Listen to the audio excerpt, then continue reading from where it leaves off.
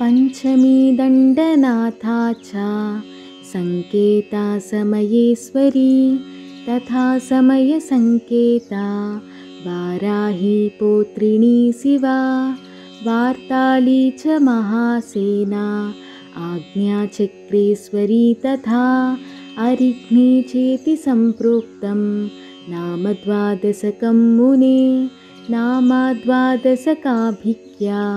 वज्रपञ्जरमध्यगः संकटे दुःखमाप्नोति न कदाचन मानवः।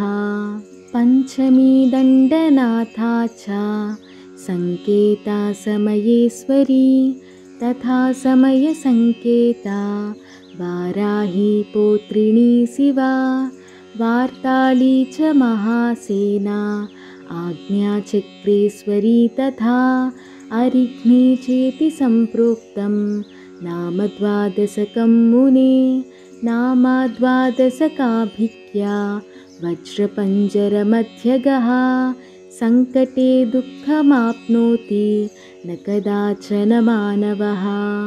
पञ्चमी दण्डनाथा च संकेता समयेश्वरी तथा समयसंकेता वाराही पौत्रिणी शिवा वार्ताली च महासेना आज्ञाचक्रेश्वरी तथा अरिघ्नी चेति सम्प्रोक्तं नाम द्वादशकं मुने नामाद्वादशकाभिज्ञा वज्रपञ्जरमध्यगः संकटे दुःखमाप्नोति न कदाचन मानवः।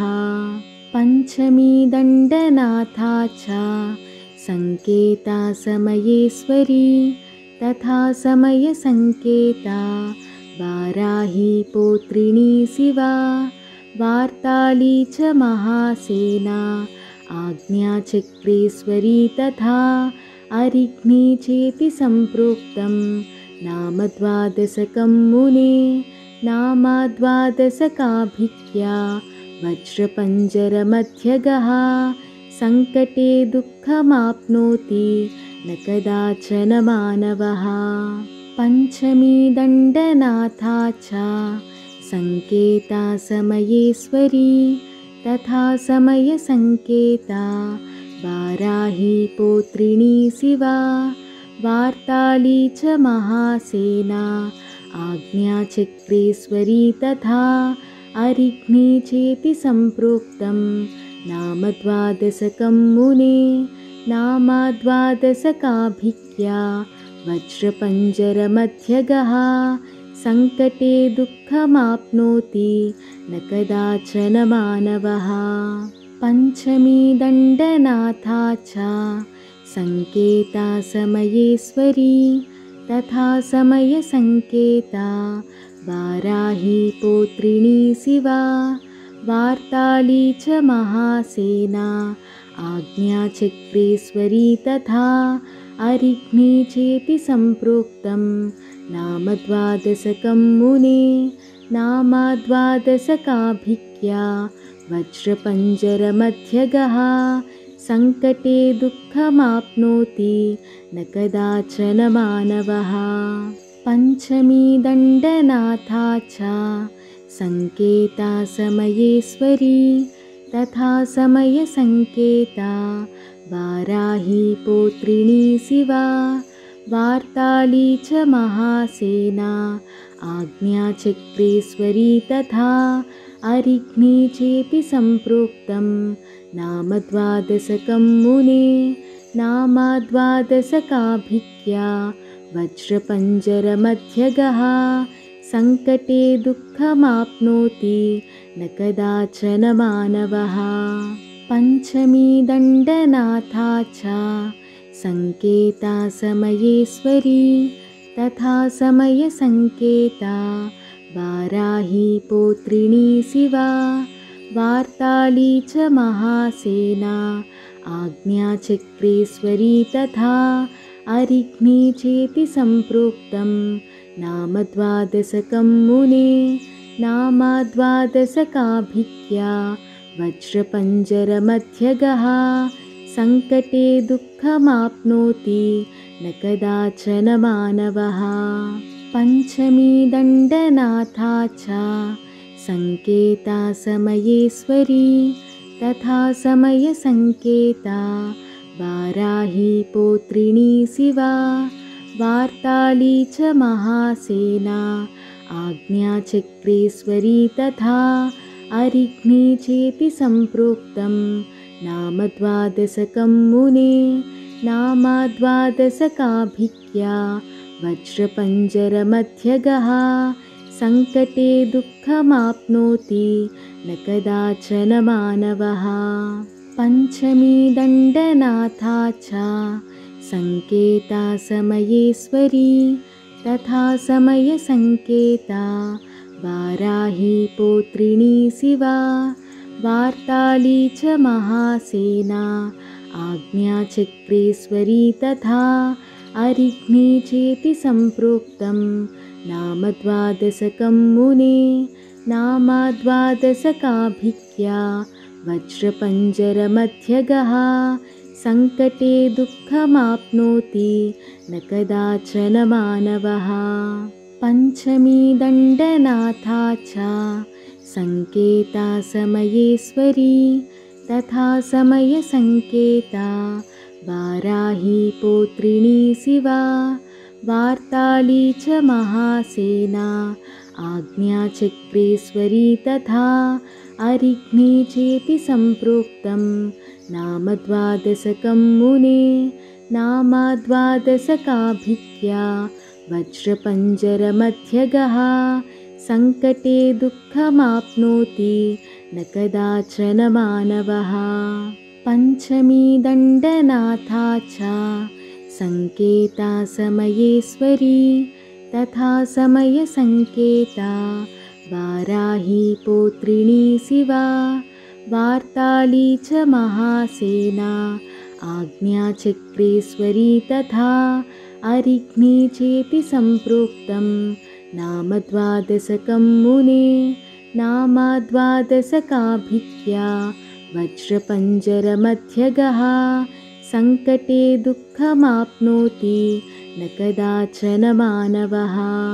पञ्चमी दण्डनाथा च संकेता समयेश्वरी तथा समयसंकेता वाराही पौत्रिणी शिवा वार्ताली च महासेना आज्ञाचक्रेश्वरी तथा अरिघ्नी चेति सम्प्रोक्तं नाम द्वादशकं मुने। नामाद्वादशकाभिज्ञा वज्रपञ्जरमध्यगः सङ्कटे दुःखमाप्नोति न कदाचन मानवः। पञ्चमी दण्डनाथा च संकेता समयेश्वरी तथा समयसंकेता वाराही पौत्रिणी शिवा वार्ताली च महासेना आज्ञाचक्रेश्वरी तथा अरिघ्नी चेति सम्प्रोक्तं नाम द्वादशकं मुने। नामाद्वादशकाभिज्ञा वज्रपञ्जरमध्यगः सङ्कटे दुःखमाप्नोति न कदाचन मानवः। पञ्चमी दण्डनाथा च संकेता समयेश्वरी तथा समयसंकेता वाराही पौत्रिणी शिवा वार्ताली च महासेना आज्ञाचक्रेश्वरी तथा अरिघ्नी चेति सम्प्रोक्तं नाम द्वादशकं मुने।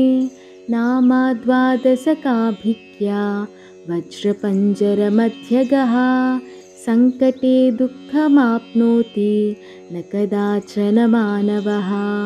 पञ्चमी दण्डनाथा च संकेता समयेश्वरी तथा समयसंकेता वाराही पौत्रिणी शिवा वार्ताली च महासेना आज्ञाचक्रेश्वरी तथा अरिघ्नी चेति सम्प्रोक्तं नाम द्वादशकं मुने। नामाद्वादशकाभिज्ञा वज्रपञ्जरमध्यगः सङ्कटे दुःखमाप्नोति न कदाचन मानवः।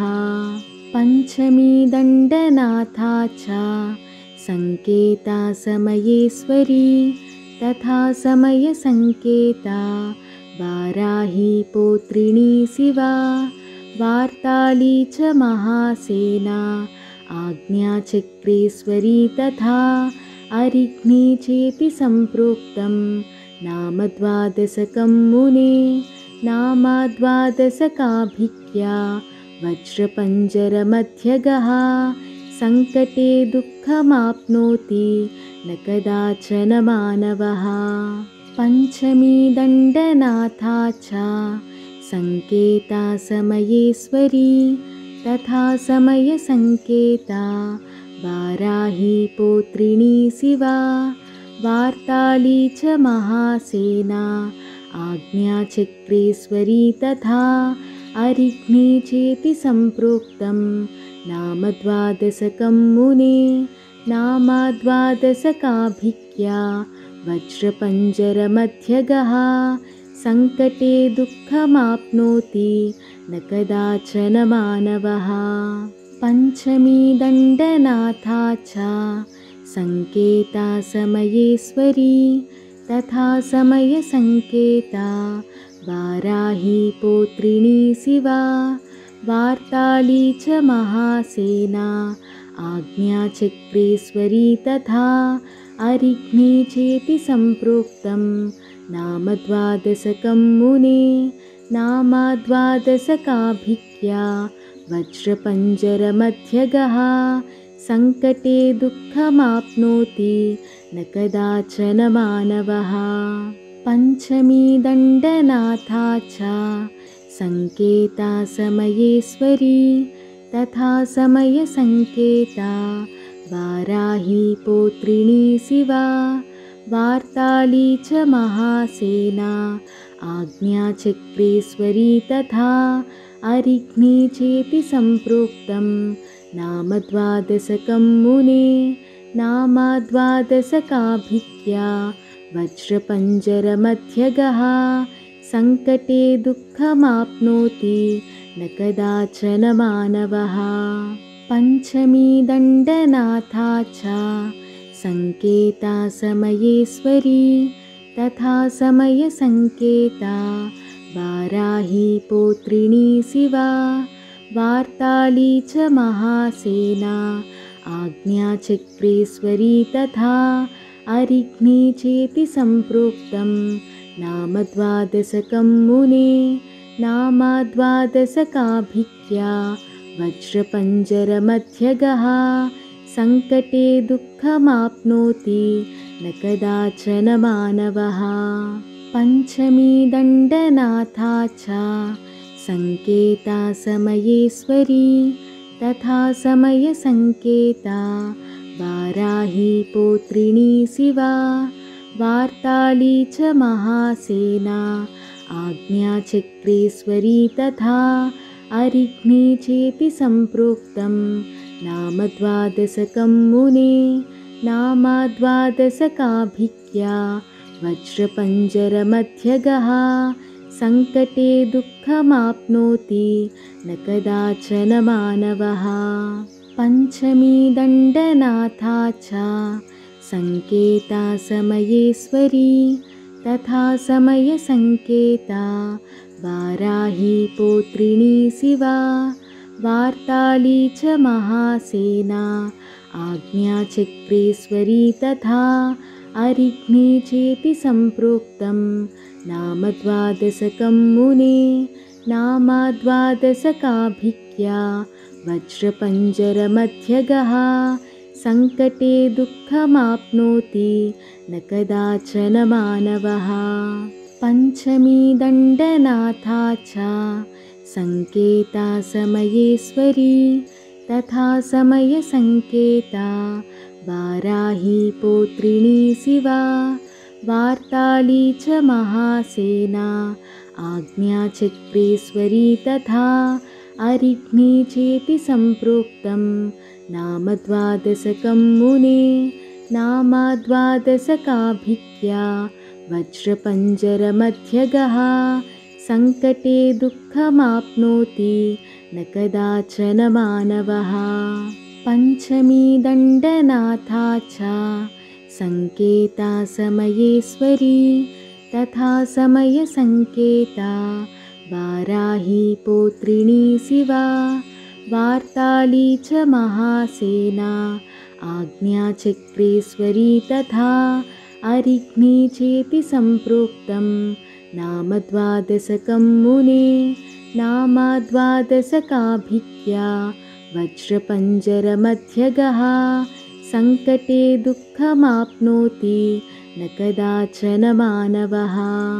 पञ्चमी दण्डनाथा च सङ्केता समयेश्वरी तथा समयसङ्केता वाराही पौत्रिणी शिवा वार्ताली च महासेना आज्ञाचक्रेश्वरी तथा अरिघ्नी चेति सम्प्रोक्तं नाम द्वादशकं मुने।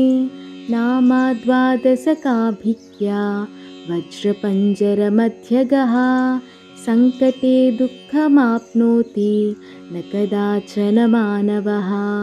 पञ्चमी दण्डनाथा च सङ्केता समयेश्वरी तथा समयसङ्केता वाराही पौत्रिणी शिवा वार्ताली च महासेना आज्ञाचक्रेश्वरी तथा अरिघ्नी चेति सम्प्रोक्तं नाम द्वादशकं मुने। नामाद्वादशकाभिज्ञा वज्रपञ्जरमध्यगः सङ्कटे दुःखमाप्नोति न कदाचन मानवः।